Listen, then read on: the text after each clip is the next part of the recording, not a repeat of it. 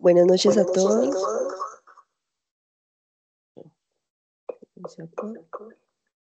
Doctora, se le escucha con retorno. Sí, ahí, Perfecto. ahí está mejor. Bueno, un saludo para todos. Muchas gracias por su tiempo para conectarse esta noche. Hoy vamos a tener un tema pues importante por estos días en el que hemos tenido como varios brotes de todo, fiebre amarilla, meningococo.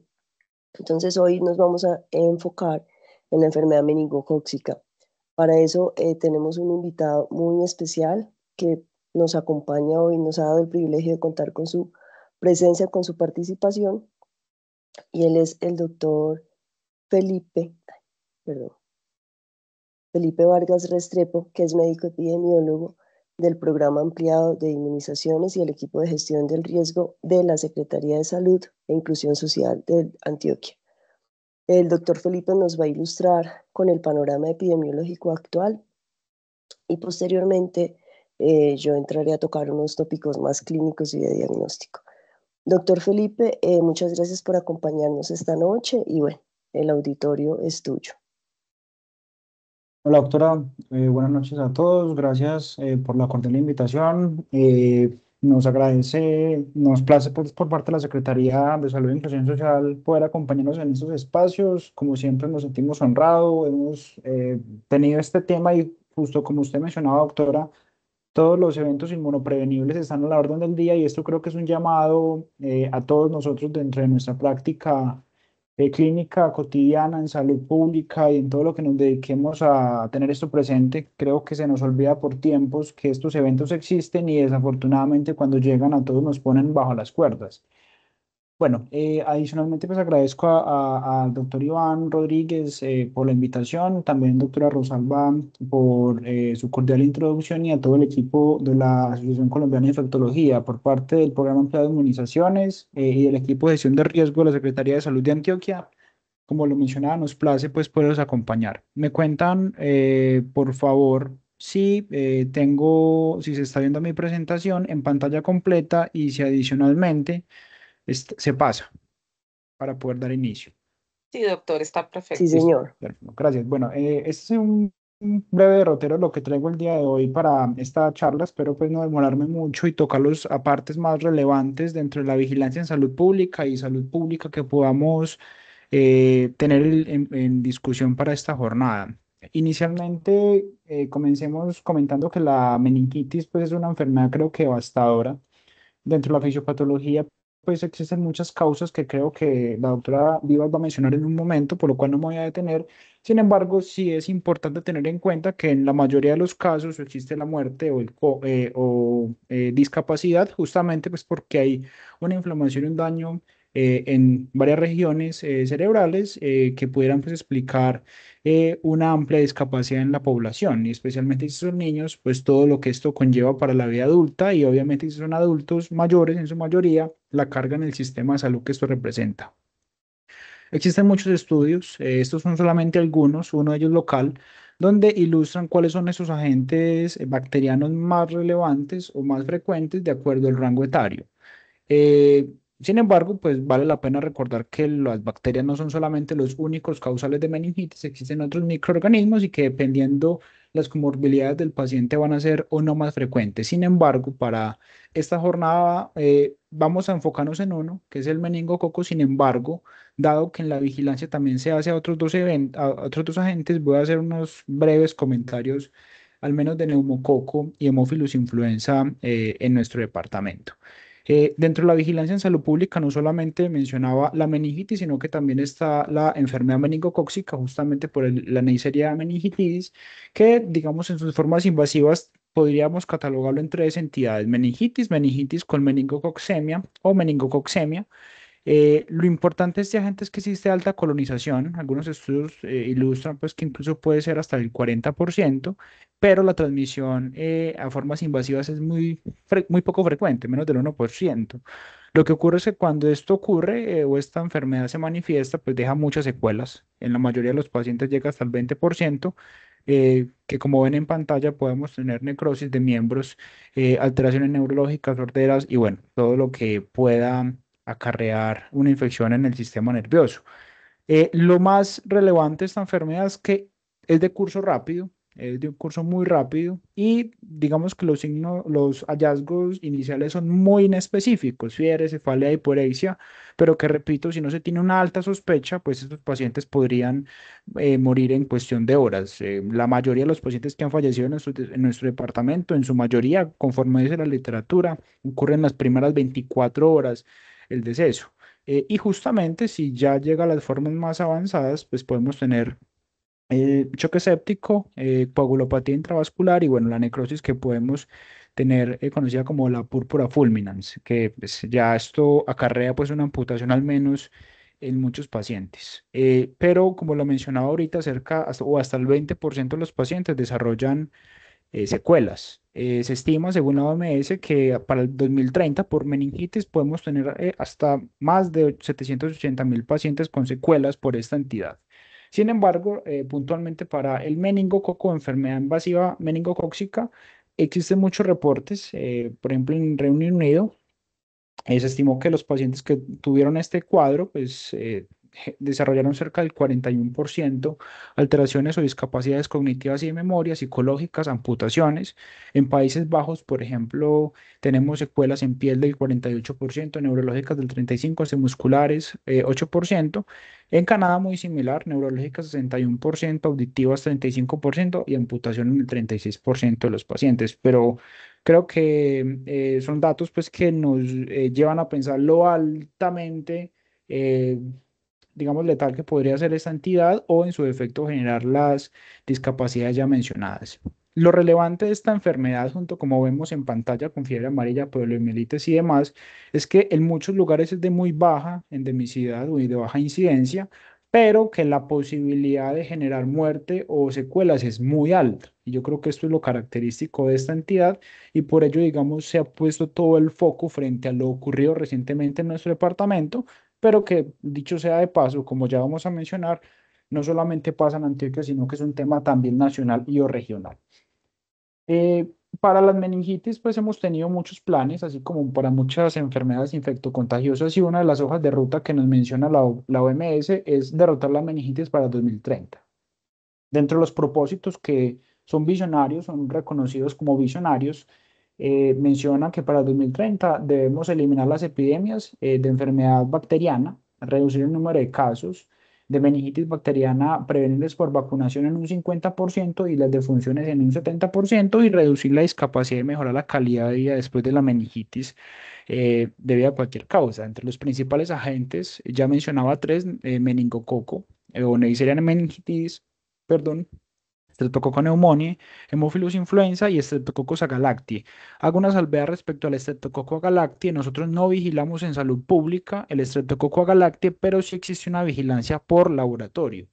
Por ello, pues repito, voy a tocar solamente unos apartes de estos tres agentes, pero vamos a ahondar en Neisseria meningitis conforme se propuso dentro de la agenda.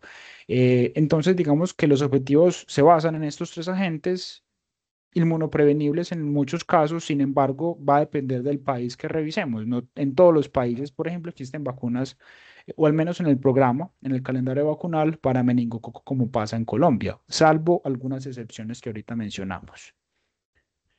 Bueno, repito, entre los agentes de interés que vigilamos están esos tres, neumococo, hemófilus y Neisseria meningitidis. Algunas características bacteriológicas, el neumococo, más de 90 serotipos, de los cuales 12 de ellos son los responsables del 80% de las infecciones invasivas.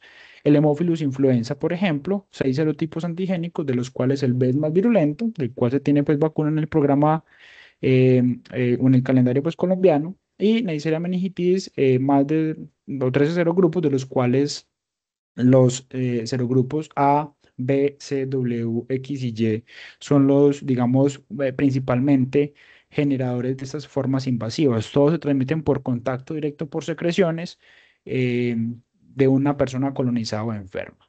Este paper, pues creo que ya es conocido por muchos asistentes al encuentro.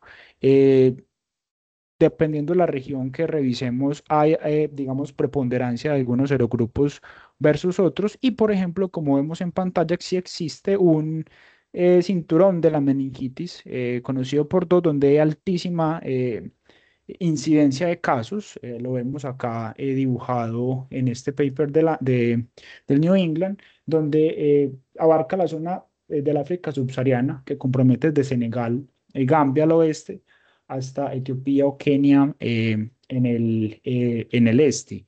Según reportes, se tiene casos de más de 1.000 casos por 100.000 habitantes, y eso es un exabrupto. Por ponerles un ejemplo, pues en Colombia estamos en el orden de 0,2 a 0,4 casos por 100.000 habitantes, y tener más de 1.000 casos por 100.000 habitantes, pues eso enciende todas las alarmas. Y justamente este lugar ha dado pues para que algunas organizaciones, como por ejemplo el Meningitis Vaccine Programs, que tiene pues algunas farmacéuticas como Serum, la Fundación Bill y Melinda Gates o OMS, pues hayan centrado el foco para generar una vacuna del serogrupo A y poder ayudar a reducir la enfermedad. La carga de enfermedad en algunos casos. Sin embargo, como la vacuna que se aplicó en este momento era serogrupo A, pues digamos que hubo preponderancia por otros serogrupos. Pero más allá de esto, digamos que esta región es altamente reconocida por tener estos brotes cada 5 a 10 años, de acuerdo a las condiciones climatológicas y demás. Se estima que en algunas de las regiones que vemos en pantalla existe un caso por 100 personas. Esto, repito, es algo muy alto y más allá de las secuelas que ya mencionábamos. Y esto es un ejemplo puntual de lo que puede pasar.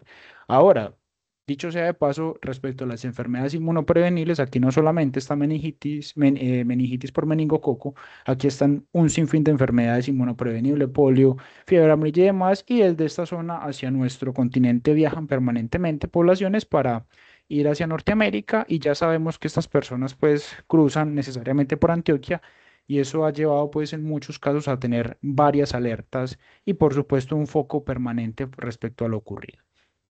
Respecto a la endemicidad, la OPS y OMS clasifica en tres grandes categorías. Alta endemicidad, más de 10 casos por 100.000 habitantes.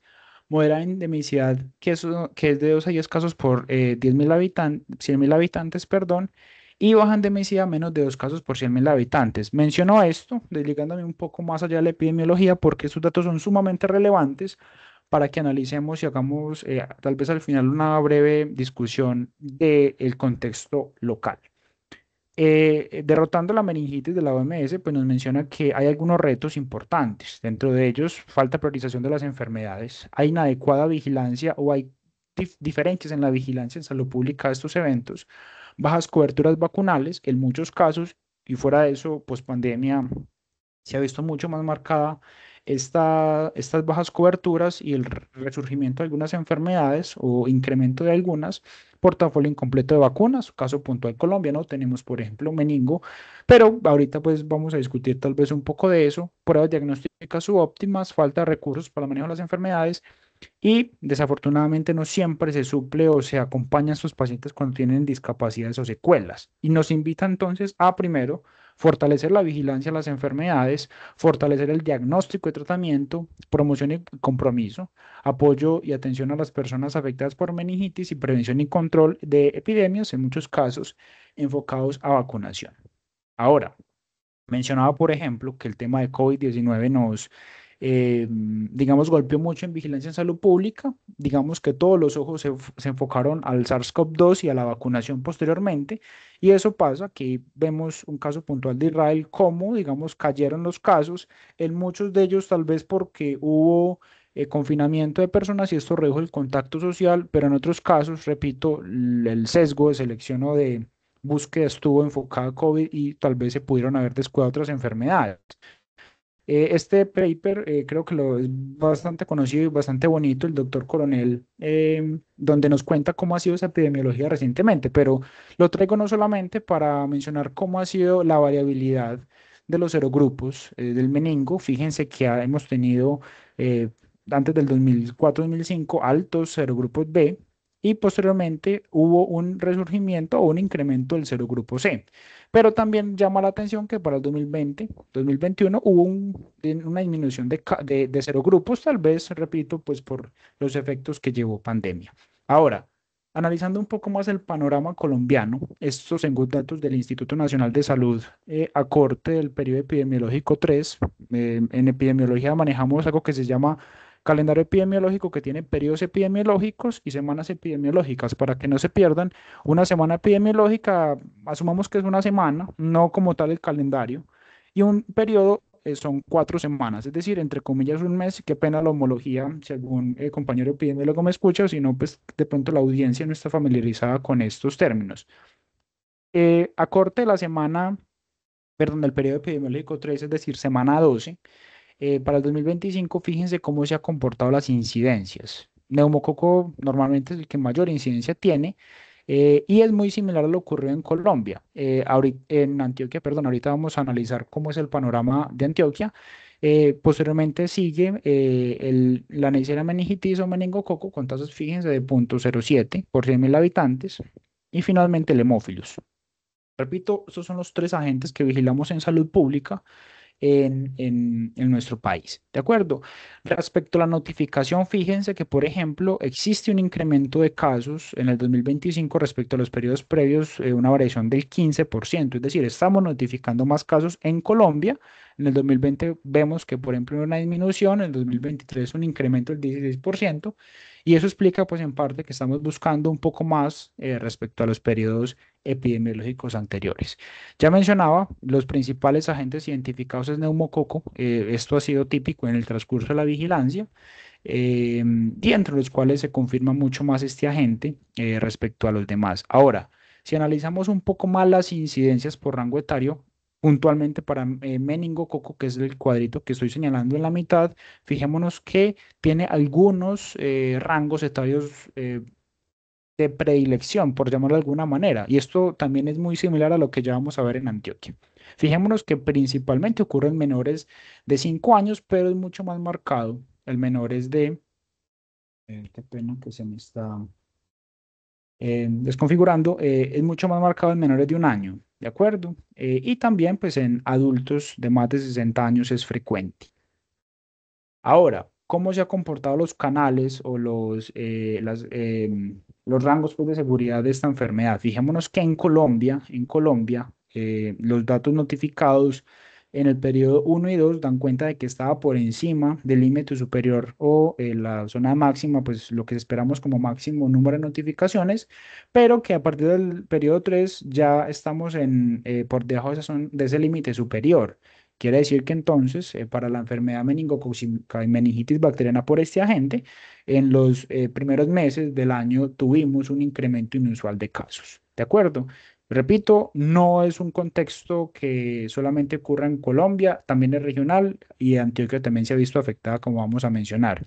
Y aquí lo relevante es que ya mencionaba hace un momento, el B había primado hace algunos años, pero luego le dio preponderancia al C, pero en las últimas semanas epidemiológicas hemos visto un incremento considerable del serogrupo B. Ahora, voy a tocar unos breves aspectos sobre la vigilancia en salud pública, porque tal vez no todos estemos familiarizados con esto. Eso es una enfermedad de obligatoria notificación en el sistema de vigilancia en salud pública, Civigila. Recordemos que para notificar en el Civigila debemos tener algunas consideraciones. Se hace muy difícil tal vez porque en algunos casos se notifica bajo la confirmación, desde las sospechas de la probabilidad. Eso es un tema, pues, de que soy consciente de que en ocasiones dificulta, pero lo que quiero que quede claro para este evento es uno de notificación inmediata, obligatoria, perdón, y de notificación inmediata. ¿Qué es inmediato? En las primeras 24 horas en lo posible, ojalá en las primeras 12 horas.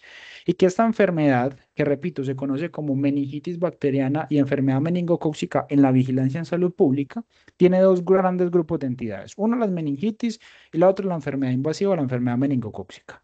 Vamos a comenzar con la enfermedad o la meningitis bacteriana. Se notifica desde la sospecha, y esto es caso probable.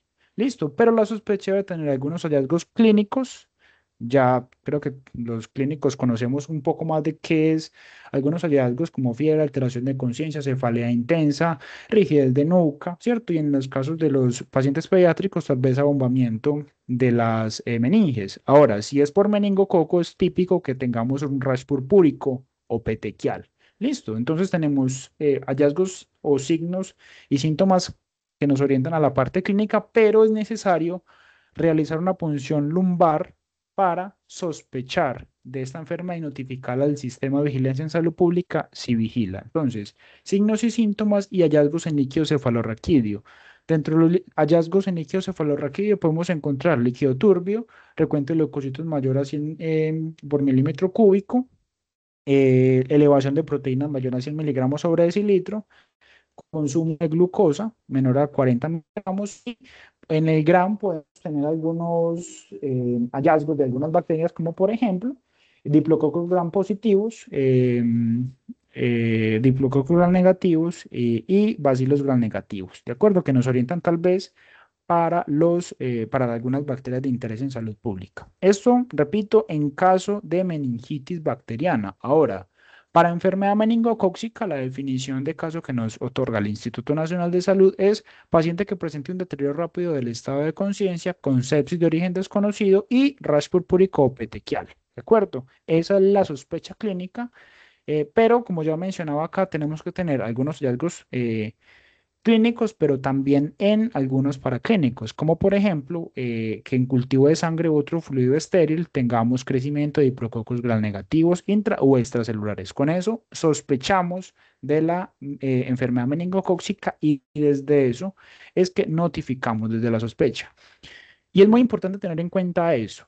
¿Por qué? Porque desde esa notificación al Civigila se tienen que desplegar algunas acciones en comunidad. Como ya mencionaba, estos agentes, puntualmente el meningococo, perdón, es muy dado a hacer brotes. Listo. Ya mencionaba, son de notificación inmediata. Quedémonos con eso. Me interesa más allá de confundirlos, que si es hemófilos, que si es estreptococo, notifiquemos desde lo más inmediato posible, llenemos la ficha de vigilancia en salud pública porque, repito, hay que hacer acciones en comunidad. ¿Listo? ¿Cuáles son esas acciones? Para el caso de Streptococcus pneumoniae, hay que hacer investigación de campo, pero para hemófilos, influenza o para Neisseria meningitidis, tenemos que hacer investigación de campo, es ir a investigar a esa familia, esa casa, ese entorno. También hay que hacer búsqueda activa comunitaria y esto es ir a la comunidad, a los barrios o todas las veredas a buscar casos sintomáticos o que cumplen la definición de caso, como ya lo mencionaba ahorita, para poder intervenir y descartar brotes. Hay que hacer profilaxis antibiótica en todos los contactos y nexos del paciente, buscar en los sistemas de información de las instituciones que se conoce como búsqueda activa institucional para mirar que por signos y síntomas no se nos hayan pasado otros casos y aislamiento de contactos. Pero fíjense que lo más relevante acá para el caso de meningococo es vacunación.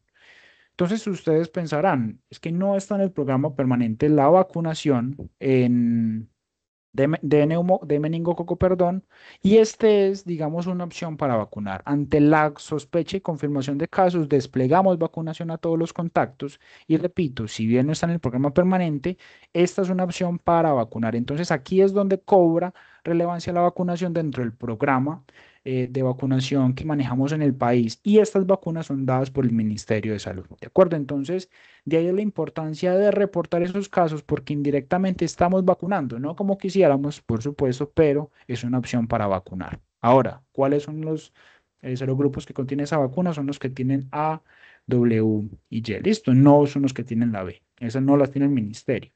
En cuanto a la investigación de campo, digamos que es una investigación que busca establecer dónde pudo estar ese origen, cuáles son esos contactos, cuáles son esos antecedentes clínicos y, por supuesto, identificar a todos los contactos para hacer profilaxis. Fíjense que se hacen las primeras 48 horas justamente para poder intervenir y evitar que si hay más casos tengamos brotes, ¿de acuerdo? Y por supuesto que tengamos ya todo lo que esto conlleva, discapacidad o fallecimiento. Listo, entonces, repito, la importancia de la notificación desde la sospecha y no desde la confirmación radica en esto, en que podemos hacer todas las acciones que también vemos acá, búsqueda activa comunitaria, búsqueda activa institucional, ya mencioné muchas de ellas hace un momento. Listo, profilaxis.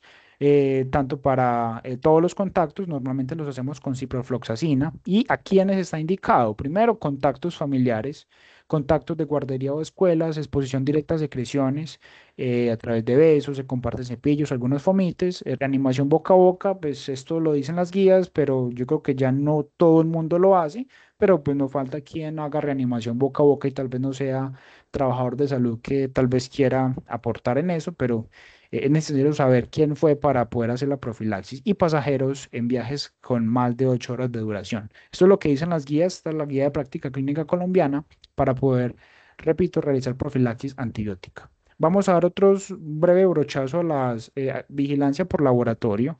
Dentro de las opciones por laboratorio son diversas, pues podemos empezar con exámenes directos, tinción o citoquímico líquido cefalorraquídeo, pero en muchos de ellos ya pasamos a cultivos y pruebas moleculares para hacer ya diagnósticos confirmatorios, ¿de acuerdo? Y de acuerdo a lo que encontremos en estas pruebas es que se hace, digamos, la confirmación o no. Importante esto porque dependiendo de lo que realicemos es que nos va a llegar al laboratorio departamental los aislamientos para poder saber que en tal paciente se tuvo un serogrupo B y bueno, es lo que ya les vamos a contar. Entonces, en algunos casos podemos tener cultivo positivo para Streptococcus pneumoniae, Haemophilus y Neisseria y se confirma el caso. Listo, con el cultivo y el crecimiento, pues ya esto es confirmatorio, ¿de acuerdo? En caso de que hagamos fill array y cultivo y ambos sean positivos, también se confirma el caso. En muchos casos ocurre lo mismo, se hace cultivo y fill array y bueno, ya si ambos crecen y se identifica, confirmado. En algunos casos pasa que el cultivo es negativo, el fill array es positivo. Consideramos que es un microorganismo no viable. En muchos casos se puede explicar por qué se inició terapia antibiótica o bueno, o pasó algo pues allí que evitó que el microorganismo creciera. En estos casos, que ahorita voy a retomar, debemos mandar el líquido cefalorraquídeo para poder realizar esa serotipificación. ¿De acuerdo? Ahora, podemos tener cultivo negativo, citoquímico compatible con la meningitis bacteriana, perdón, y en este caso ya se tiene que correlacionar con el uso de antibióticos o la toma de muestra y la clínica del paciente, pues para poder hacer un diagnóstico en este caso clínico, porque no tenemos nada más. En otros casos podemos tener cultivo negativo y citoquímico normal, en este caso se descarta el caso, cultivo filarray negativo, se descarta el caso, no se identificó ninguna bacteria, recuerden que esto es vigilancia para los 3 agentes que ya les contaba, y también si tenemos cultivo negativo filarray positivo para el agente viral o micótico, descartamos el caso para meningitis bacteriana, pero evidentemente pues ya enfocamos la opción terapéutica al agente que tenemos identificado, pero para vigilancia en salud pública descartamos el caso porque recuerden, vigilamos 3 agentes de interés en salud pública. Enfocándonos un poco más en la Neisseria meningitis, importante que todos los aislamientos que provengan de sangre o líquido estéril lleguen al laboratorio departamental para continuar esa vigilancia. La idea es entonces que se lleve en un medio de transporte bacteriológico, esto es una bacteria bastante caprichosa, en estuario o medio de transporte Ames, no se reciben importantes cajas de Petri, sino en los medios de transporte bacteriológico, obviamente rotulado y con las fichas de notificación que yo ya voy a mencionar. Esto es formato de envío de aislamiento diligenciado. Va a depender pues, del microorganismo que se encuentre y también debemos anexar los resultados de identificación y pruebas de sensibilidad. Tal vez sea mucha información, ahorita damos nuestros medios de contacto o esto queda dentro de las memorias del encuentro para que nos basemos. Importante, sí, compañeros, que esas muestras lleguen, ojalá, hasta el día del envío para evitar que lleguen no viables y ojalá llegue de lunes a jueves en esos medios de transporte bacteriológico. Porque si no, pues si se dejan estos microorganismos en esos medios de transporte, ya van a ser no viables en caso de que, por ejemplo, se almacenen en refrigeración fines de semana. Entonces, es importante que esos medios de transporte los hagamos llegar de lunes a jueves al laboratorio departamental. Si no es posible, se repique nuevamente, se continúe su replicación y ya luego el lunes vuelve y se mande en transporte bacteriológico, repito, para que no pues vaya muerte de estos agentes. Retomando uno de los casos, fila red positivo y cultivo negativo, presumimos que tal vez hubo inicio de terapia antibiótica y esto quitó la viabilidad del microorganismo y es importante entonces que en este caso llegue el líquido cefalorraquídeo con ficha de notificación y los resultados, tanto de fila array y como de resultado pues, del cultivo negativo y esto nosotros lo mandamos al Instituto Nacional de Salud para poder serotipificarlo. Ahorita pues ya le vamos a contar cuáles son esos resultados. Ya vamos a ir terminando.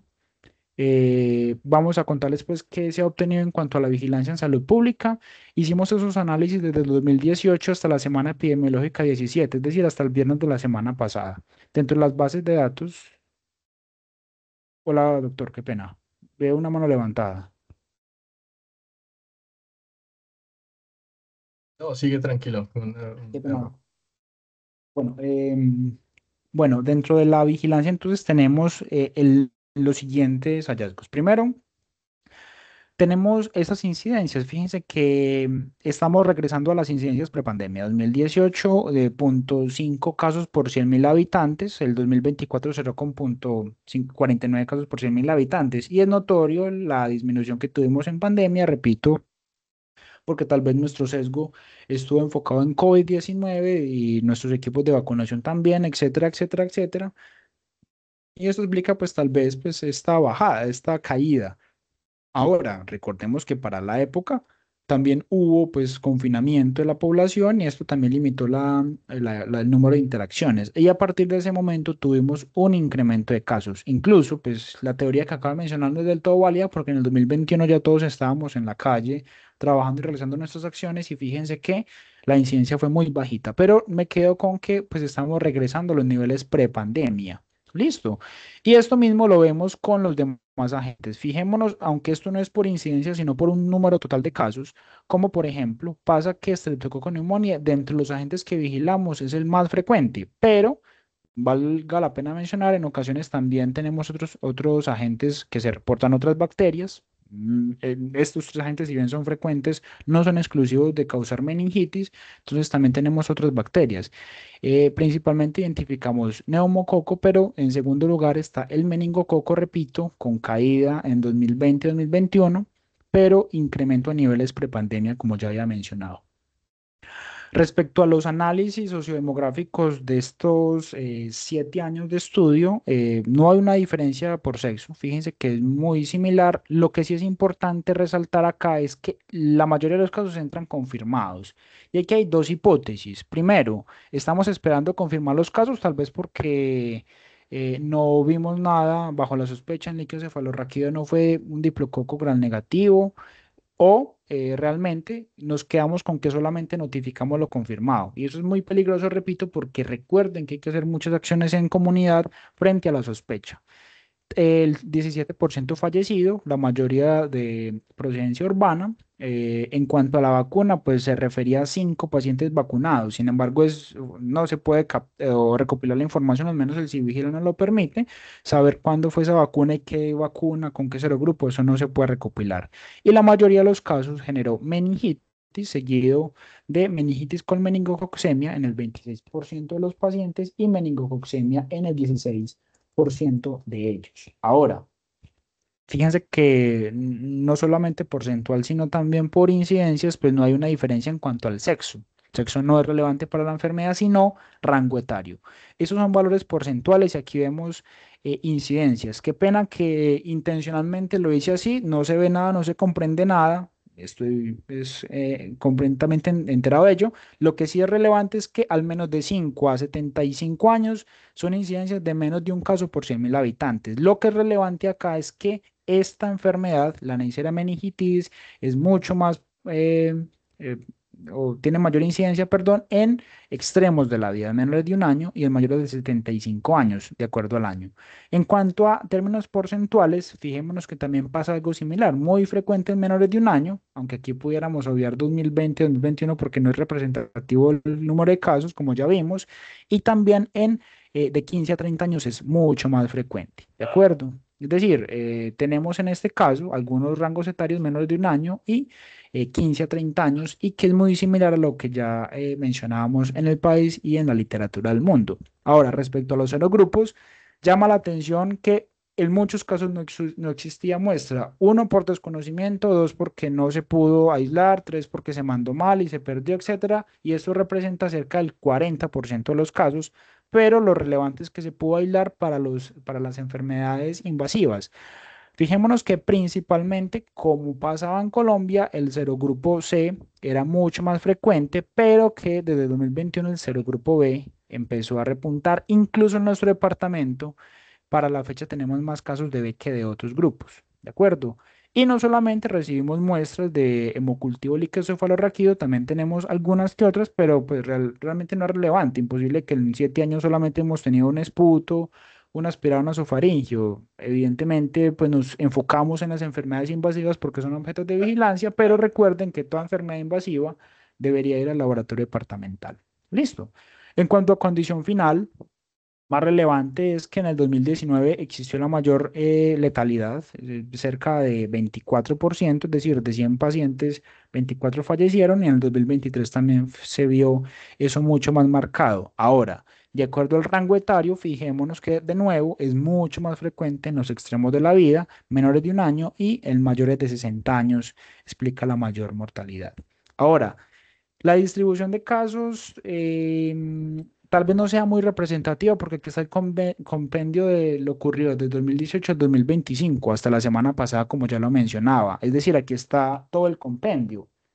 Pero si desglosamos año tras año, nos vamos a dar cuenta que existe un solo casito, por ejemplo, en Caucasia, un solo casito en Dabeiba. O sea, es muy poco frecuente esta enfermedad, pero ya repito, esto no es una excusa porque es de alta letalidad o posibilidad de generar discapacidad. Lo relevante es que en la mayoría de municipios del departamento hay un solo caso, pero en Medellín existen, pues aquí lo catalogué como más de 15 años. En este tiempo hay 98 casos, más del 50% de casos, ¿de acuerdo? Obviamente, la población de Medellín y el Valle de la Aburrá ofrece el mayor volumen poblacional y aquí es donde se ha centrado algunas alertas que represento en esta gráfica, que creo que es, digamos, lo más relevante para esta charla y es lo que ha venido explicando los rumores y muchas preocupaciones frente a la enfermedad.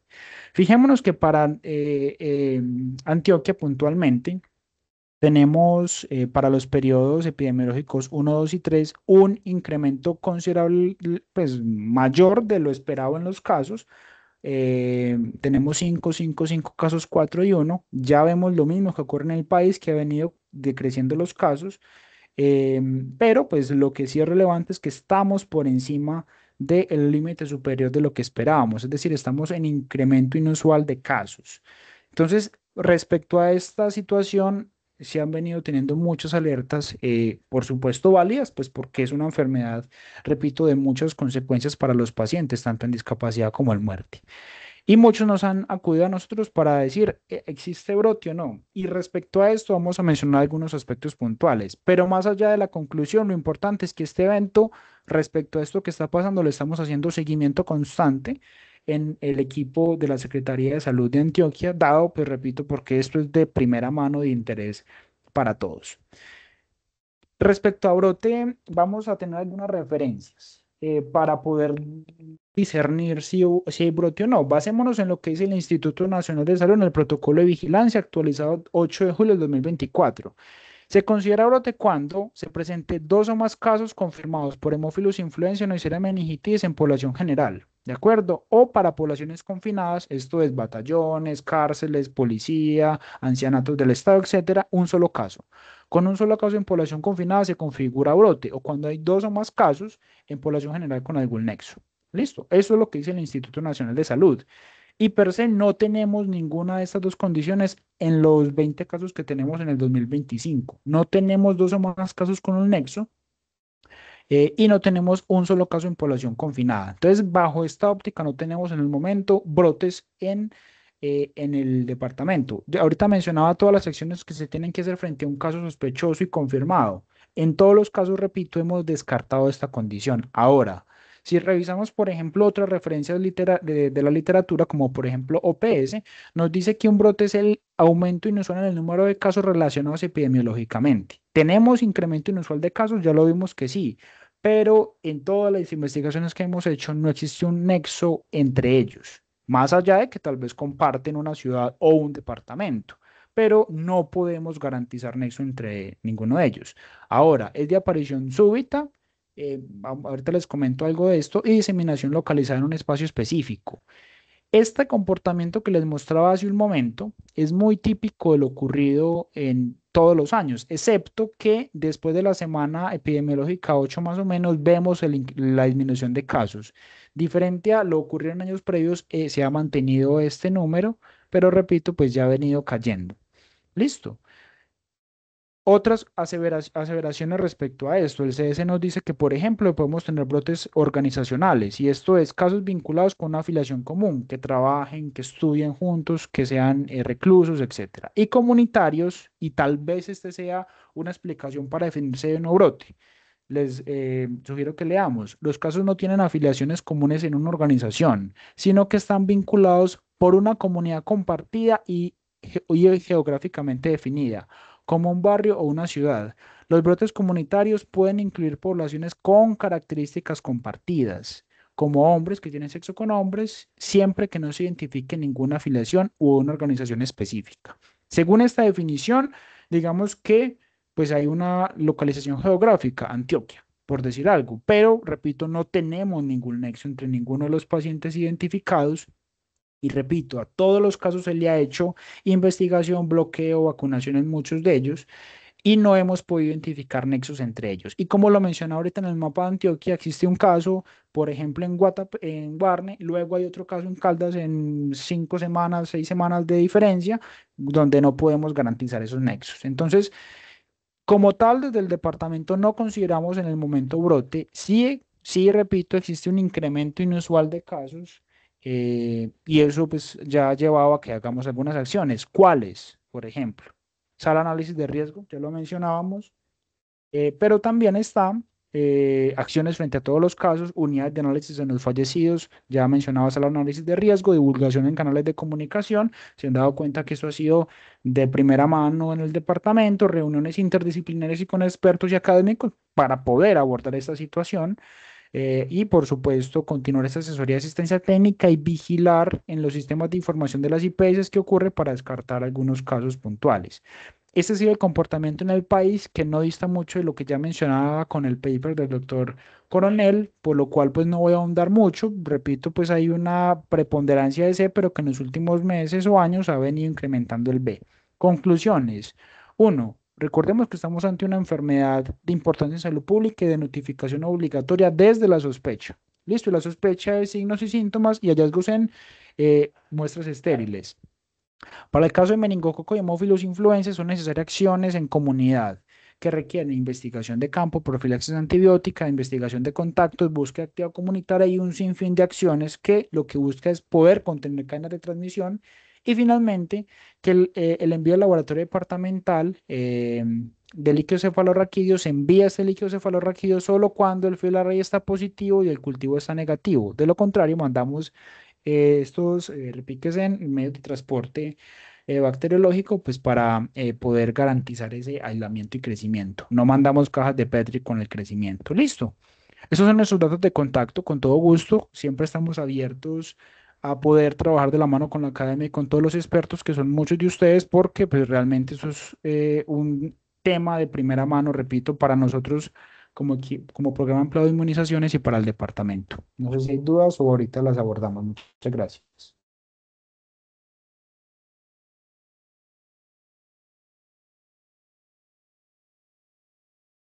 Doctor Felipe, muchas gracias por su excelente presentación. De verdad que nos aterrizas un poquito en toda la situación epidemiológica de enfermedad meningocócica invasiva pues en Colombia y en nuestro territorio en Antioquia, y como todas las medidas que se han estado desarrollando y todo lo que tenemos que tener presente como clínicos para la notificación y la vigilancia.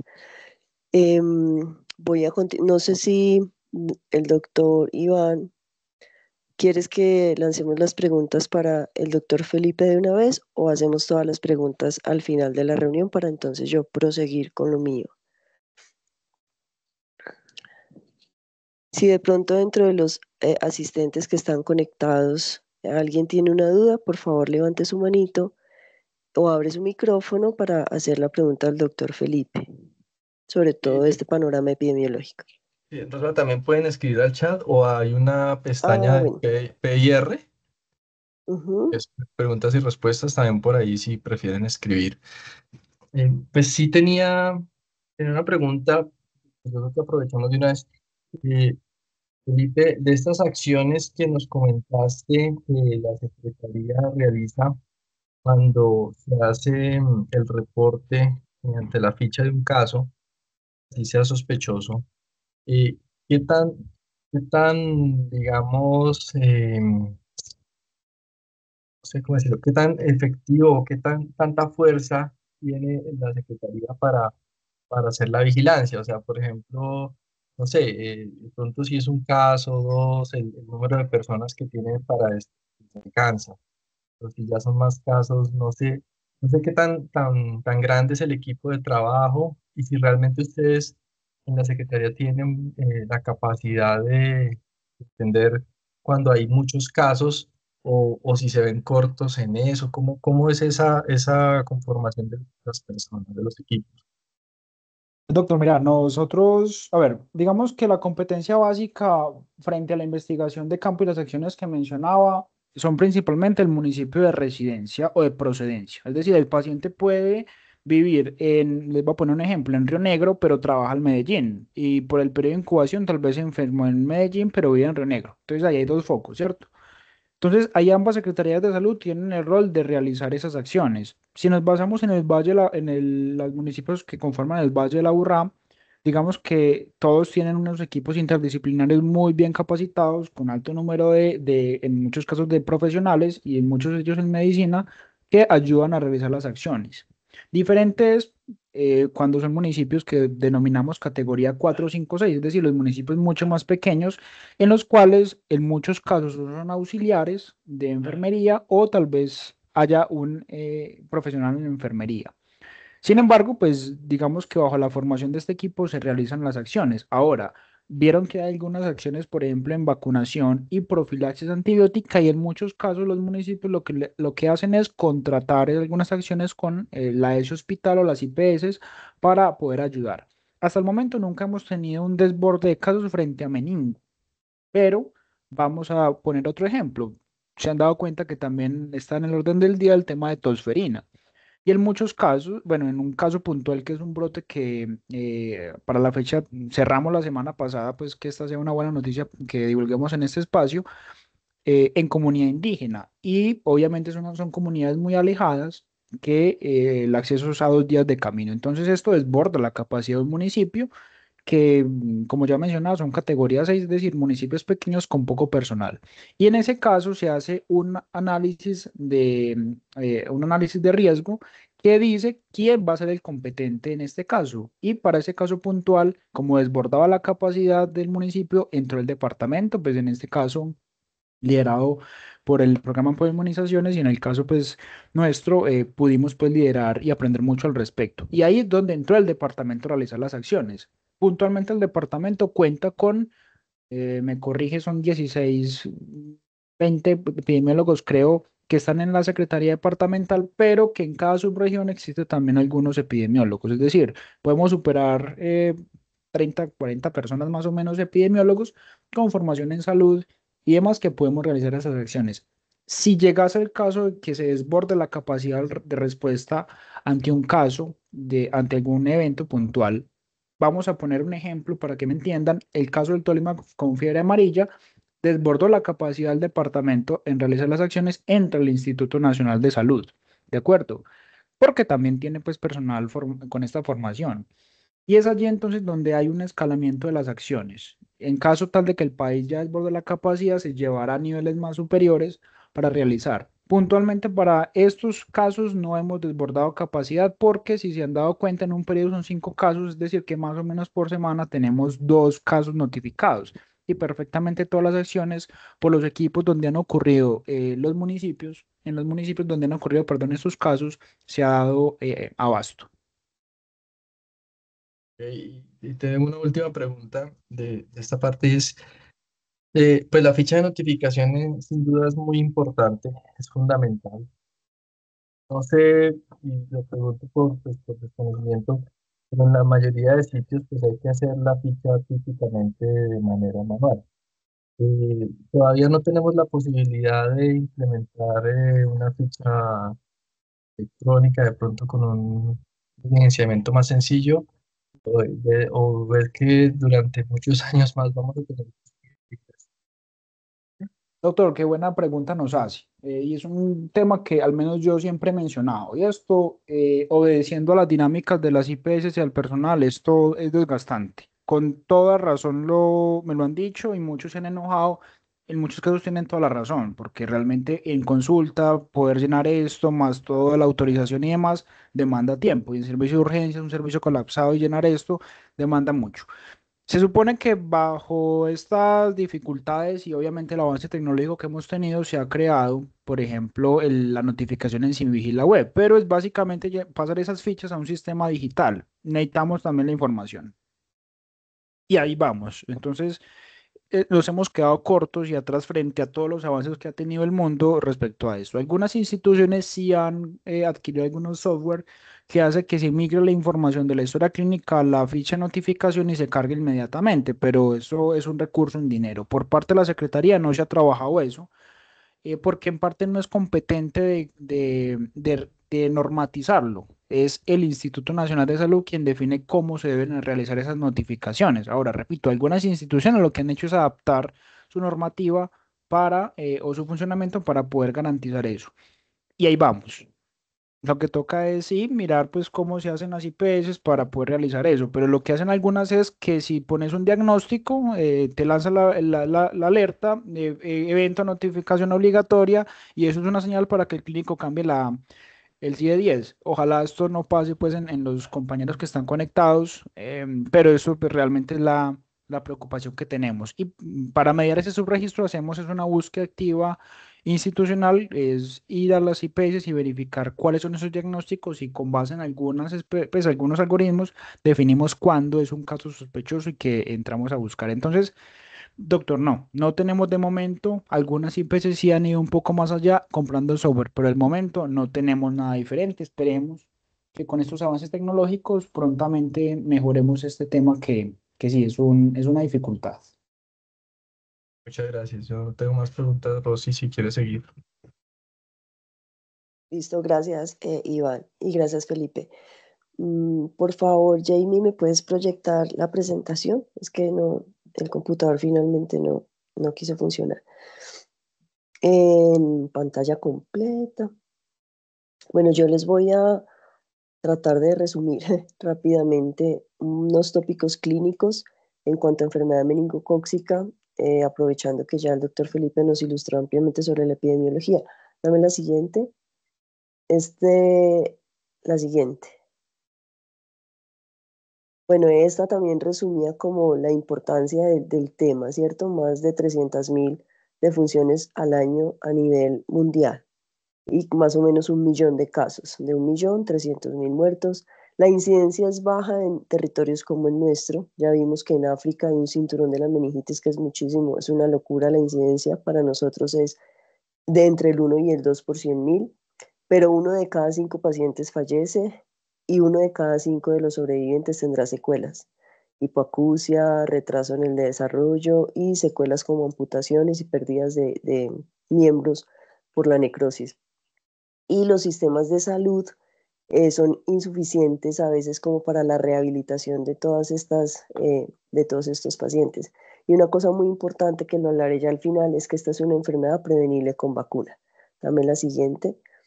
Para esto entonces quiero ilustrarles 3 casos clínicos. El primer caso es un lactante de 18 meses de Medellín que consulta por 5 días de fiebre y vómito persistente, 3 a 4 episodios cada día durante los 5 días. Esto ya tiene que llamarnos la atención, ¿sí? Porque uno podría pensar que vómito puede ser el prodromo de una gastroenteritis, pero este niño nunca tuvo diarrea y el vómito fue persistente. Y el vómito en diarrea solo dura un día, máximo 2, pero no 5. Este niño llevaba 5 días con fiebre y vómito, tuvo un brote micropapular, no fue purpúrico según describe la mamá, que duró como 2 días y se autolimitó, pero ella le nota una pérdida del control postural, ya no se sentaba, dejó de caminar y ya tenía 18 mesecitos, por eso les puse la foto, era un bebé que ya caminaba y dejó de caminar.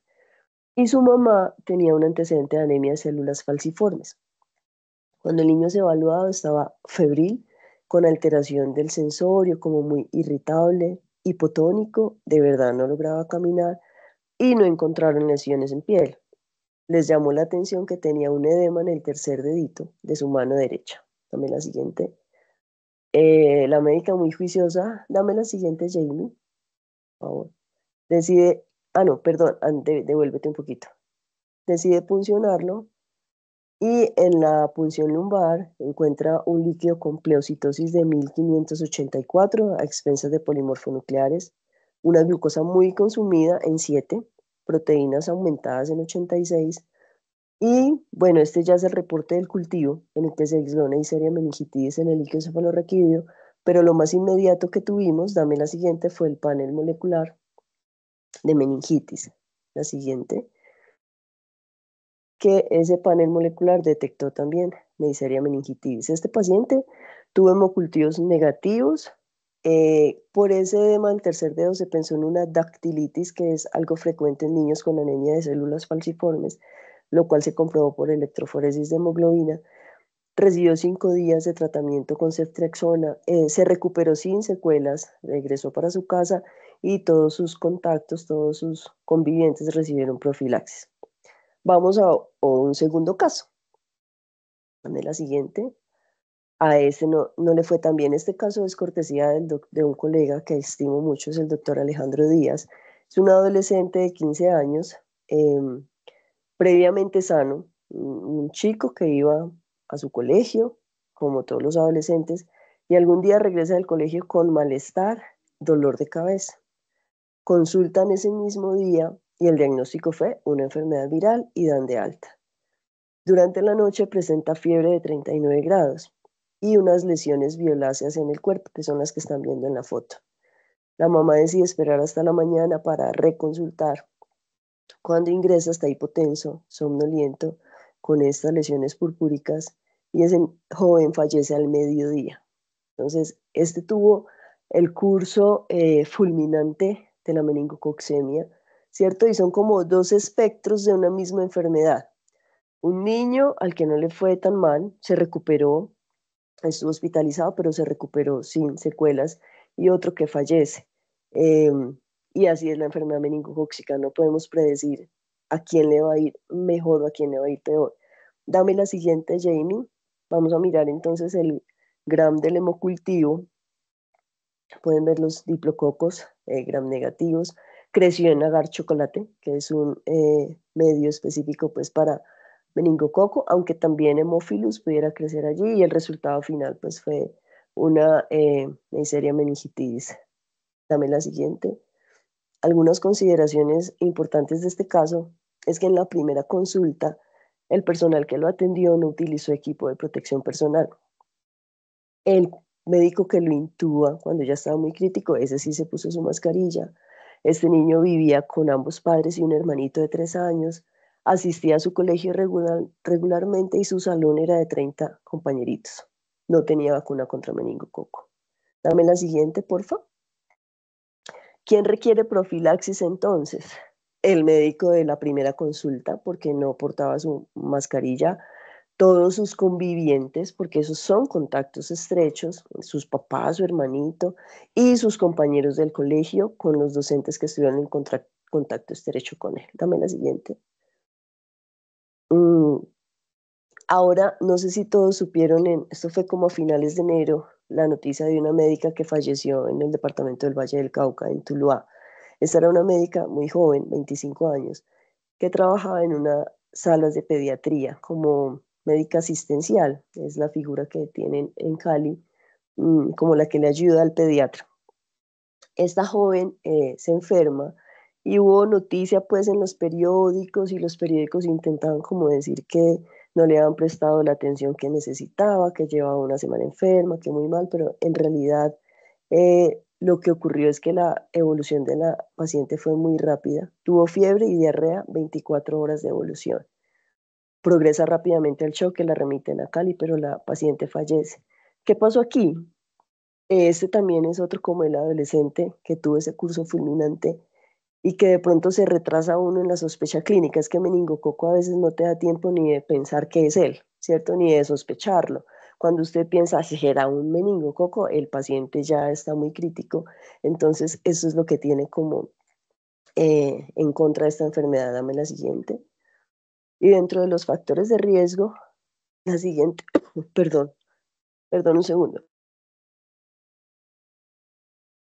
Ya, dentro de los factores de riesgo, entonces, algo muy importante es que en el 95 a 99% de los pacientes no hay ningún factor de riesgo, son personas sanas.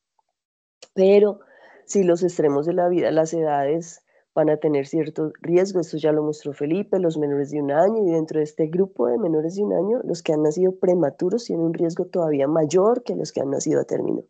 Los adolescentes y adultos jóvenes, segunda, tercera década de la vida, y los mayores de 65 años. Aquellos que tienen defectos en el sistema inmunitario como déficit del complemento, los que son asplénicos, ya sea por trauma, accidentes o asplenia funcional, como lo que ocurre en pacientes con anemia de células falciformes, los pacientes que viven con VIH. Hacinamiento, bajo nivel socioeconómico, tabaquismo, estos tres confieren un OR de 2, o sea, tienen 2 veces más riesgo que los que no tienen esa condición de sufrir enfermedad meningocócica invasiva. La infección respiratoria previa tiene un OR de 3. El contacto estrecho con un caso de índice también, y el viaje o residencia en áreas endémicas, como por ejemplo en ese cinturón de la meningitis, si algún día se les ocurre ir a pasear, por favor váyase bien vacunado, porque eso es un riesgo muy elevado. Ya Felipe nos mostraba, en algún momento tuvieron más de 1000 casos por 100.000 habitantes, empezaron a vacunar y ahora tienen 100 casos por 100.000 habitantes. Y nosotros aquí estamos pegados del techo porque tenemos 2 casos. Bueno, ya se nos ha aumentado un poquito esa incidencia, pero yo no me quiero imaginar qué será tener 100 casos por 100.000 habitantes de esta enfermedad que puede llegar a ser tan grave. Dame la siguiente, por favor. Perdón. En cuanto a esto de los factores de riesgo, encontré una cosa muy bonita, muy interesante en este metaanálisis, que fue un metaanálisis con estudios que eran de 20 años, desde 1998 hasta el 2018, 2.500 y pico de estudios, y encontraron que la infección respiratoria alta previa tenía un OR de 3, como les decía ahora, pero dale otro cliccito, por favor.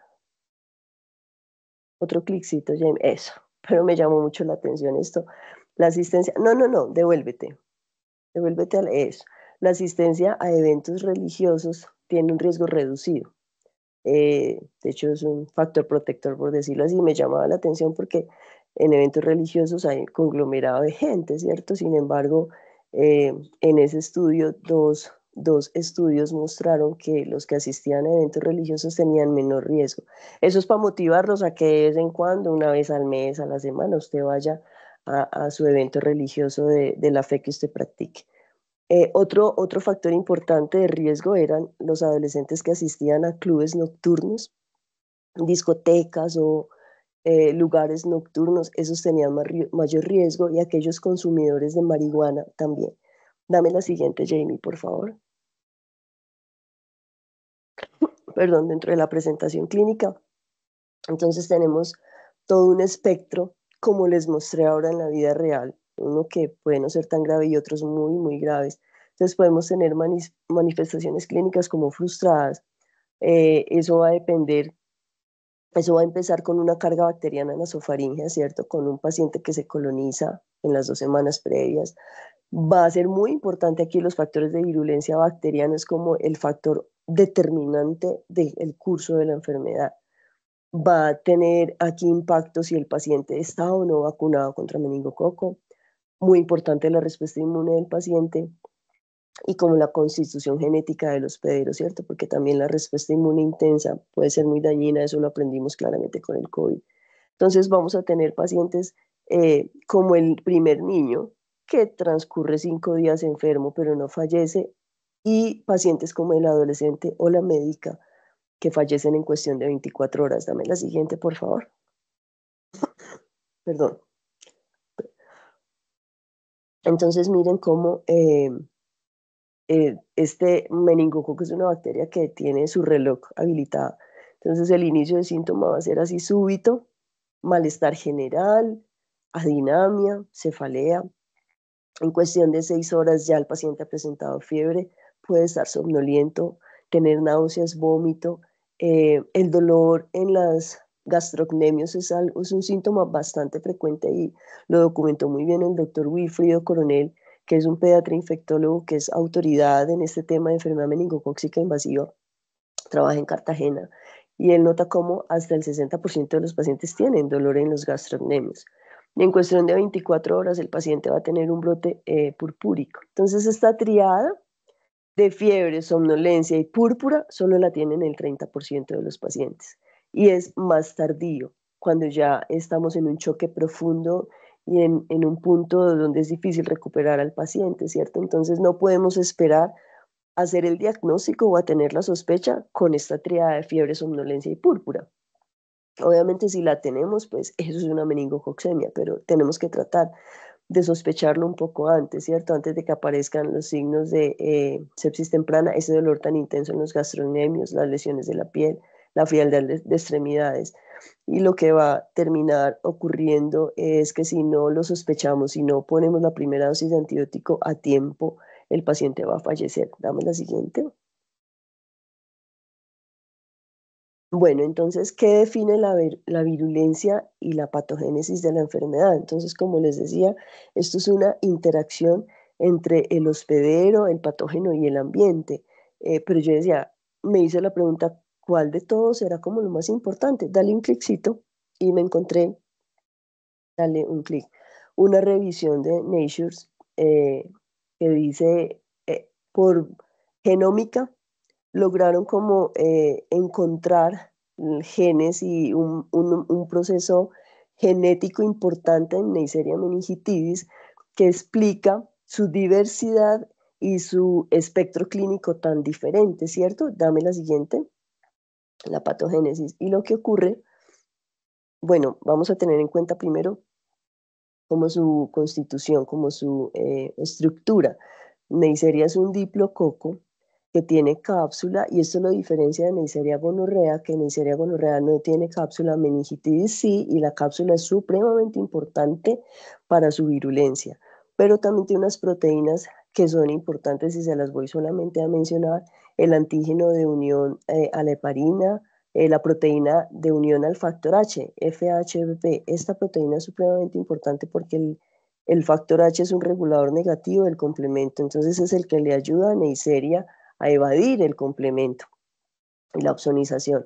Esta adesina, NADA y las porinas por A y por B también son muy importantes y en su cápsula vamos a tener lipoligosacárido que va a desencadenar también una respuesta inmune potente. Dale un cliccito. También en esa cápsula de polisacáridos, un clic, por favor. Tenemos unos componentes, este componente ácido A28N-acetil neuramínico que tiene una similitud con los tejidos neurales y que este fue como el limitante para que pudiéramos llegar hace más tiempo para haber podido encontrar una vacuna contra meningococo B, el serogrupo B sobre todo, porque los candidatos a vacunas que habían tenían este componente y lo que generaban era una autoinmunidad que afectaba las células del sistema nervioso central. Entonces, ninguna vacuna funcionaba, pero finalmente por vacunología reversa logramos llegar a una buena vacuna. Ahora se las muestro. Dame la siguiente. Entonces, ¿qué nos dice la revisión de Nature? Que hay un reordenamiento genético en Neisseria. Entonces, acá en la gráfica, ustedes van a ver este diplococo azulito que se ve entrando a nasofaringe, representa Neisseria, se va a colonizar y en la oro o en la nasofaringe va a ocurrir esa replicación. En el momento de la replicación va a ocurrir un reordenamiento genético. Entonces se van a expresar más genes o se van a suprimir genes. Entonces vamos a tener más expresión de proteínas o menos expresión y entre más proteínas y toxinas exprese ese aislamiento de Neisseria, más virulento va a ser. Entonces la gran mayoría de las infecciones de Neisseria van a terminar solamente en una colonización, pero hay cepas genéticamente definidas para ser invasivas y esas son las que van a expresar más proteínas. Miren que el esquemita del diplococo rojo tiene 3 proteínas en su superficie y eso le permite invadir. A diferencia del esquemita de diplococo azul, que cada uno expresa un ITA aislado, no logran ser invasivos. Entonces, ese reordenamiento genético, la recombinación, la supresión y expresión de genes de proteínas es el que lo va a hacer más virulento. También por serogrupos hay ciertas variaciones. El B tiende a producir más meningitis, el C tiende a producir más meningococcemia. Dame la siguiente.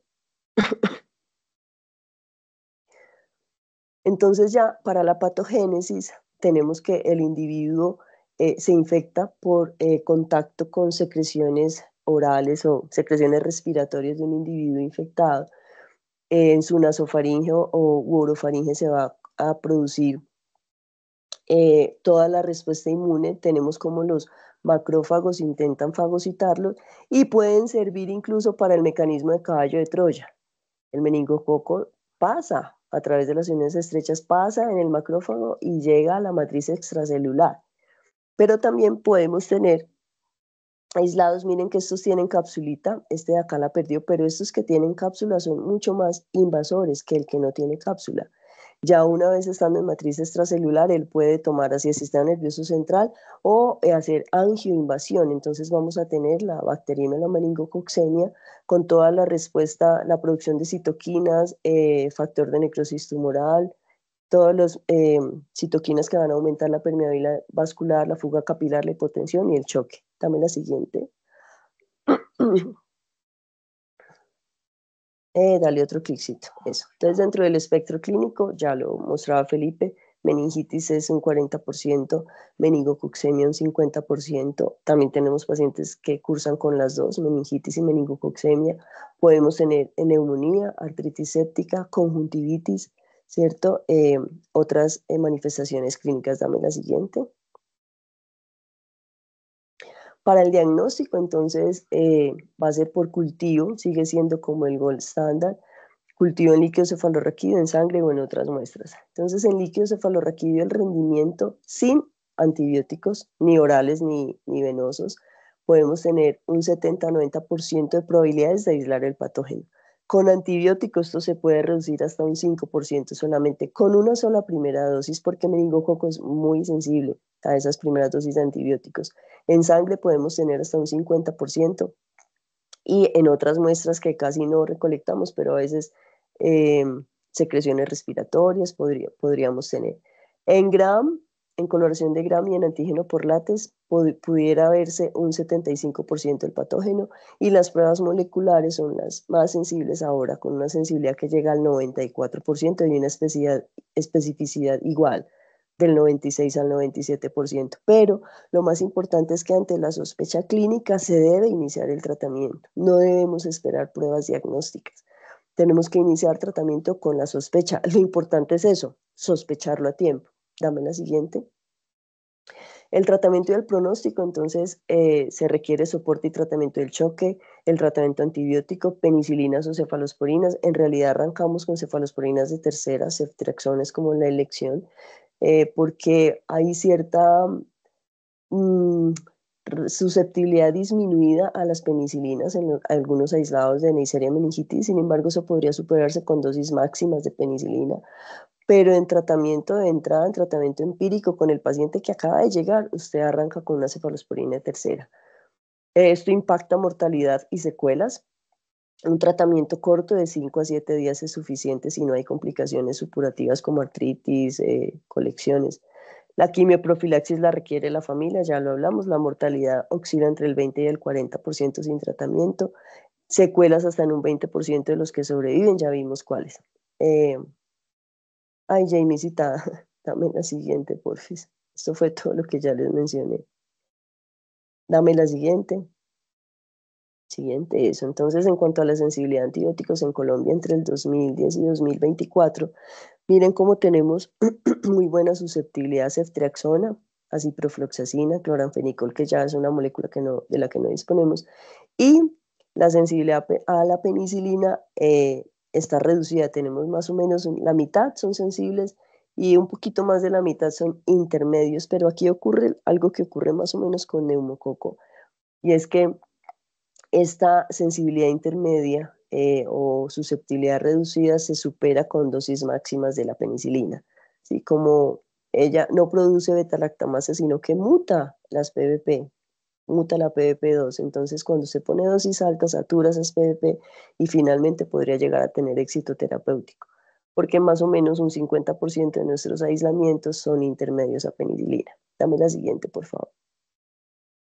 Profilaxis a quién, bueno, esto ya lo dijo Felipe, entonces me lo voy a saltar. Dame la siguiente. ¿Y con qué? También lo dijo muy bien Felipe. Dame la siguiente. ¿Qué está? Un cliccito. ¿Qué está pasando en Colombia? Entonces les tengo 3 noticias malas y una noticia buena. Dame la siguiente. Las malas, una de las primeras malas es que circulan todos los serogrupos. ¿Listo? Miren, el mar azul de B, tenemos C, Y, W y hasta el A. El A que era muy africano, ahora ya lo tenemos en Colombia, también documentado en un estudio de colonización del doctor Wilfrido Coronel, donde más del 50% de sus adolescentes en Cartagena estaban colonizados por serogrupo A. Llamativo esto, pero tenemos todos los serogrupos. Dame la siguiente. Circula en todas las regiones, con variaciones entre una y otra, pero en todas las regiones tenemos meningococo. Dame la siguiente. Y afecta a todas las edades. Perdón un segundo. Devuélvete. Devuélvete, gracias. Entonces, mire que afecta a todos los grupos etarios, desde los pequeñitos hasta los mayores de 60, no se escapa ninguno, ¿cierto? Y la letalidad oscila entre 11% a 37%. ¿Más alta en quién? En los más pequeñitos o en los mayores de 60, intermedia en adolescentes y jóvenes, pero ningún grupo etario se salva. Dame la siguiente. Ahora la buena noticia. Siguiente. La buena noticia es que hay vacunas. ¿Listo? Tenemos vacunas contra meningococo, tanto contra ACWY y otra aparte contra el B. Dame la siguiente. Entonces, estas son las vacunas disponibles. Contra ACWY, ¿cierto? Tenemos varias. Una conjugada con toxoide tetánico. Bueno, esta otra con toxoide tetánico ya no la tenemos. Otra conjugada con toxoide diftérico y otra con la proteína CRM de difteria. Y contra el B tenemos por ahora solo una disponible en Colombia. Dame la siguiente. Entonces son vacunas que son seguras, con eficacia que ha sido probada. De hecho, hay varios países que ya arrancaron sus programas de vacunación con muy buenos resultados, con efectos adversos que todos son locales en su gran mayoría, dolor en el sitio de aplicación, enrojecimiento, tal vez fiebre por 24 horas. Bexero es de las más reactogénicas, puede producir dolor local, fiebre 24 horas. Entonces, esta diapositiva es solo para mostrarles cómo se puede reducir la incidencia de enfermedad meningocócica invasiva. Esta fue específicamente con serogrupo B. Evidencia en el mundo real en otros países, reducción del 96%, en Canadá 100%, en Estados Unidos 75% por acá, en Europa. Y este es parte de África, 71% también han reducido su incidencia. Básicamente en África el que más tienen es una vacuna monovalente contra el serogrupo A, que era el predominante, pero han logrado también disminuir la incidencia de la enfermedad. Dame la siguiente. Ahora, entonces, ¿quiénes deben vacunarse? Pues se vacuna toda la población solo en situación de brote, y eso ya nos lo explicó Felipe, cuando la incidencia supera más de 2 casos por 100.000 y que estén relacionados. Cuando se reside en una zona endémica o cuando se viaja a zona endémica. Dame la siguiente. La siguiente, pacientes con condiciones médicas de alto riesgo, mayores de 2 meses, entonces aquellos que tienen deficiencia del complemento, asplenia anatómica o funcional, aquellos usuarios de inhibidores del complemento como eculizumab, que es un anticuerpo que se utiliza es un biológico que se utiliza en síndrome hemolítico urémico, aquellos pacientes que viven con VIH. Dame la siguiente. Otra población de alto riesgo importante también son los mayores de 10 años, estudiantes en dormitorios comunitarios, personal de salud, personal de laboratorio que trabaja con Neisseria meningitidis, reclutas militares, y esto podemos recordar lo que ocurrió en enero del 2022 en Colombia, en Valledupar, que ese brote tuvo como 10 pacientes hospitalizados y 2 fallecidos. ellos también son candidatos a vacunarse. Dame la siguiente. Y la vacunación global.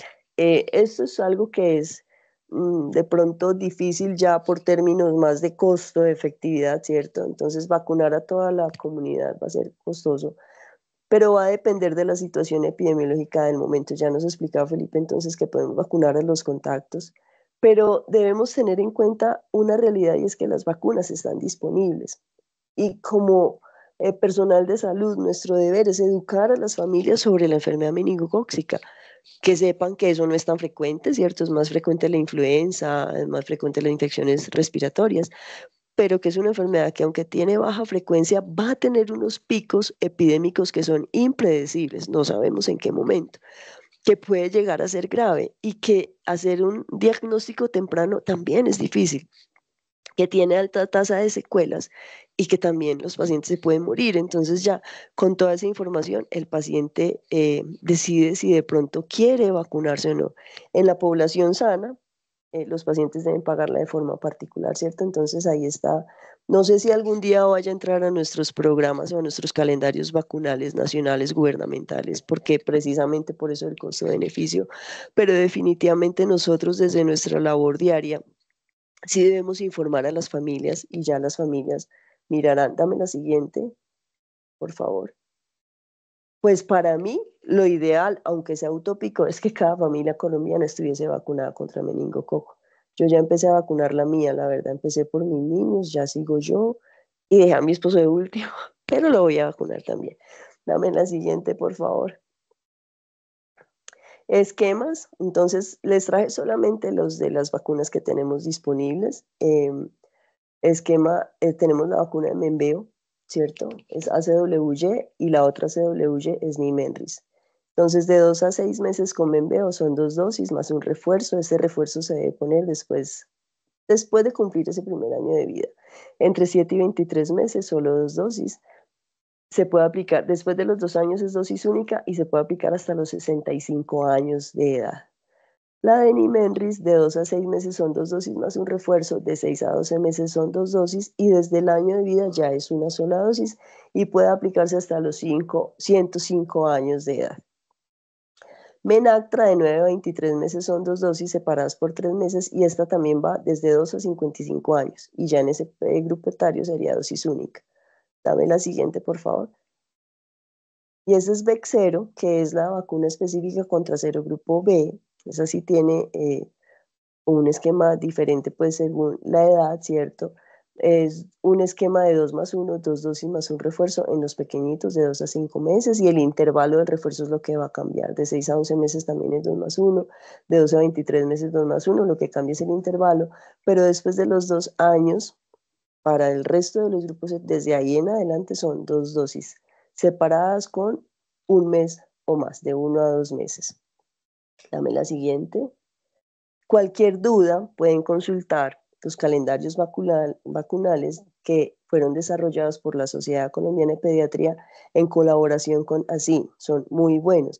Por ejemplo, este es el calendario, tiene el calendario PAI actual, pero también tiene calendarios sugeridos, ¿cierto? Esquema sugerido. Y en el esquema sugerido se va a encontrar en violeta, en lila, aquellas vacunas que no están en el PAI, pero que usted podría sugerir a la familia y la familia decide si acceder a esa vacuna o no. Dame la siguiente.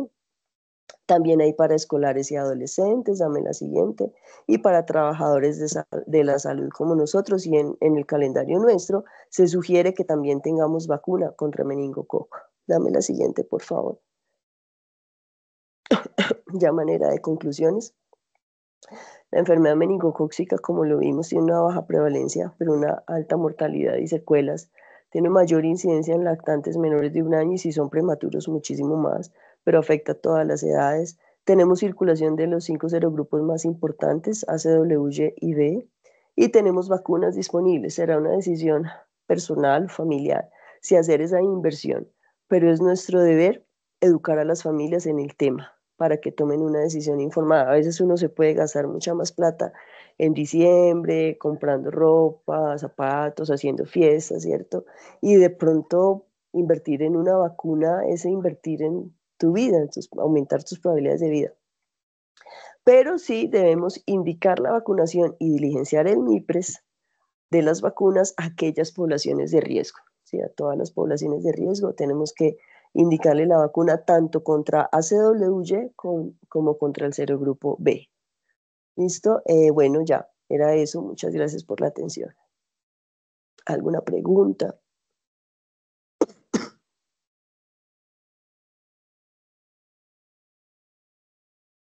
Rosalba, muchas gracias. Ay, qué pena. Es que la verdad en el chat no veo, pero bueno, yo tengo una pregunta. Sí.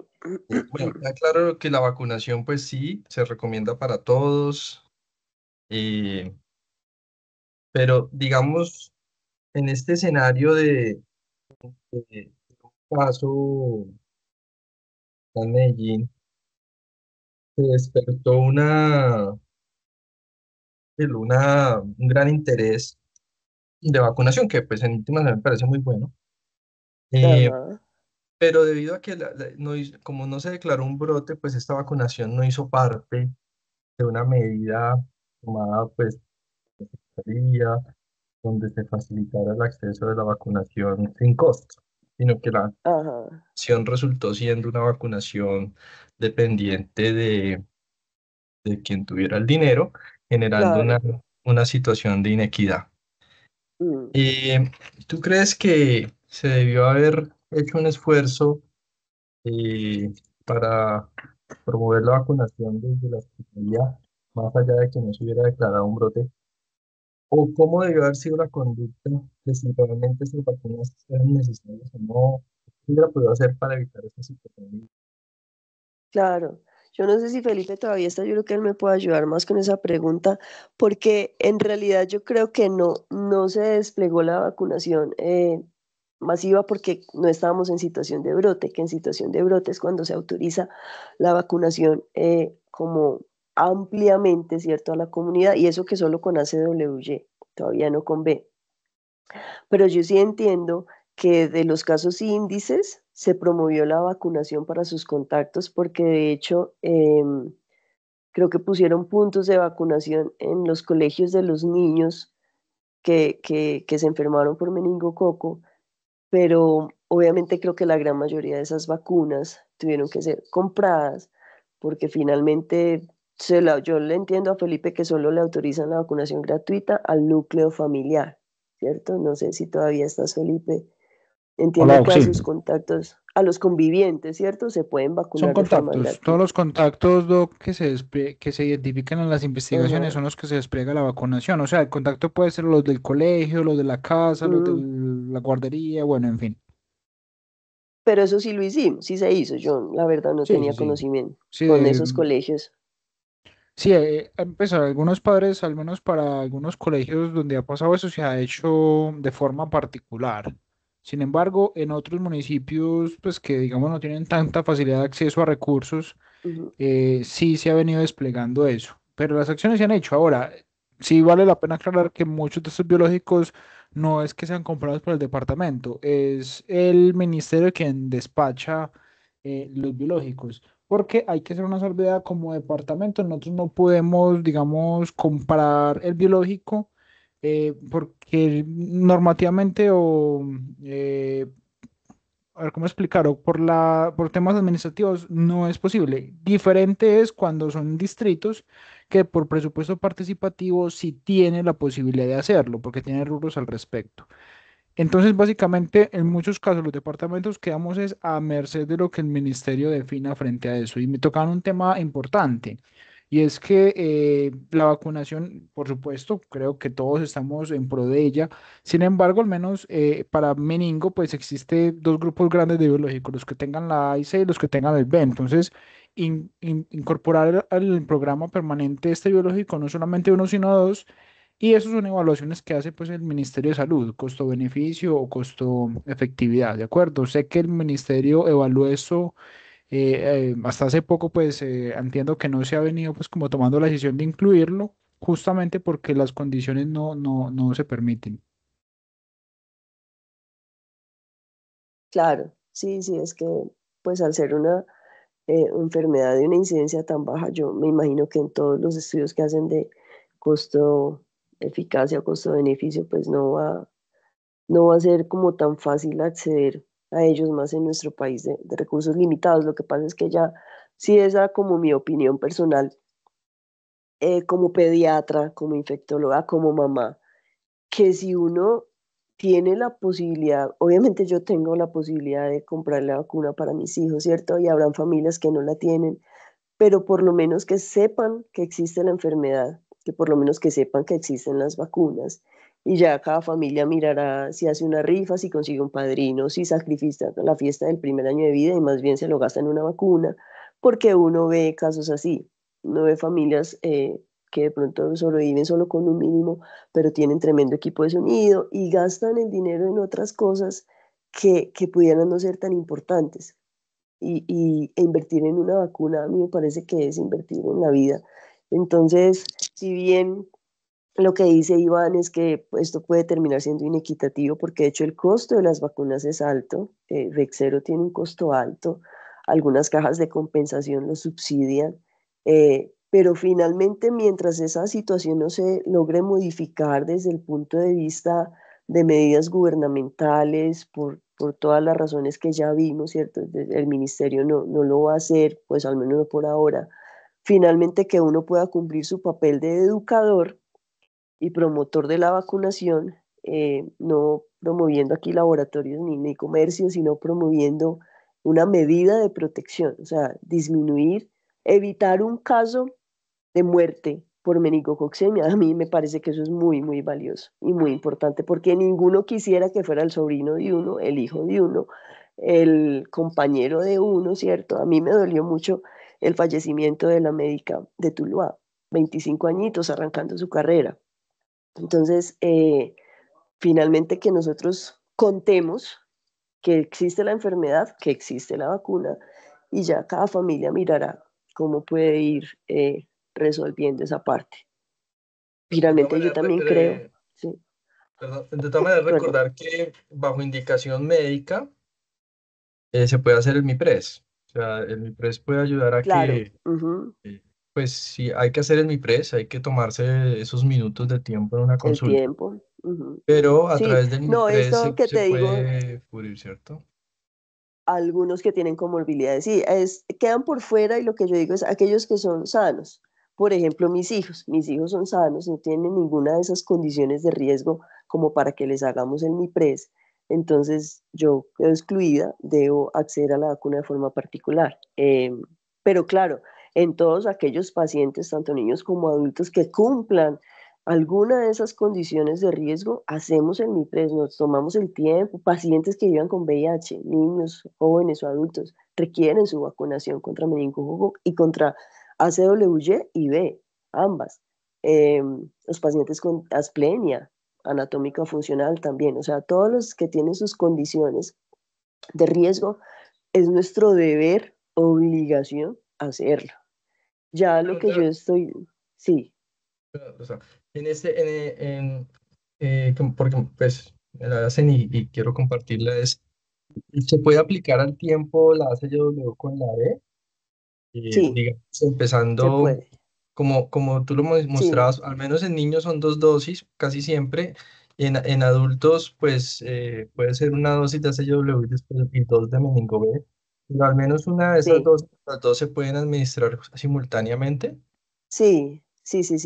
Puedes administrar la primera de Bexero con la Nimenris o con la Membeo, con cualquiera de las dos se puede aplicar en la primera visita, ¿cierto?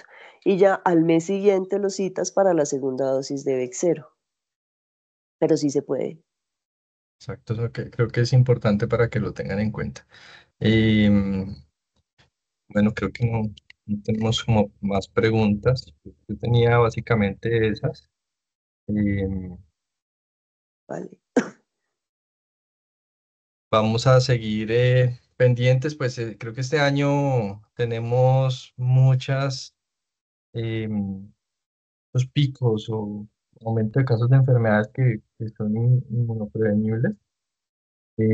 Vamos a tratar de, pues, de ir estando como al día con el tema em, y ya veremos entonces en estas próximas reuniones de así que vamos programando. Muchas gracias a Felipe acompañarnos y por hacernos como ese acercamiento a esa parte de trabajo epidemiológico y el trabajo desde la Secretaría, que creo que es muy importante entenderlo para, pues para poder ayudar y participar y poder manejar esa información y a Rosalba también por estos casos, pues, casos propios, casos reales. Muchas gracias a todos. No sé, Rosalba, si quieres decir algo o Felipe. No, No, agradecerles, qué pena, no, agradecerles y siempre pues con las puertas abiertas desde la Secretaría para lo que podamos apoyar y acompañar y trabajar articuladamente. Muchas gracias de nuevo. Feliz noche. no, yo también solo gracias. Gracias a todos por conectarse, por participar. Gracias a Felipe por acompañarnos. Y sí, esperemos que sigamos suscitando reuniones con los temas pues que están como en vigencia. Hoy a las 6 hubo también uno de fiebre amarilla, súper importante, porque siempre se generan muchas dudas entre la comunidad general y también entre la comunidad médica y el personal de salud. Entonces estos espacios son muy valiosos. Muchas gracias. Bueno, que estén muy bien. Hasta luego.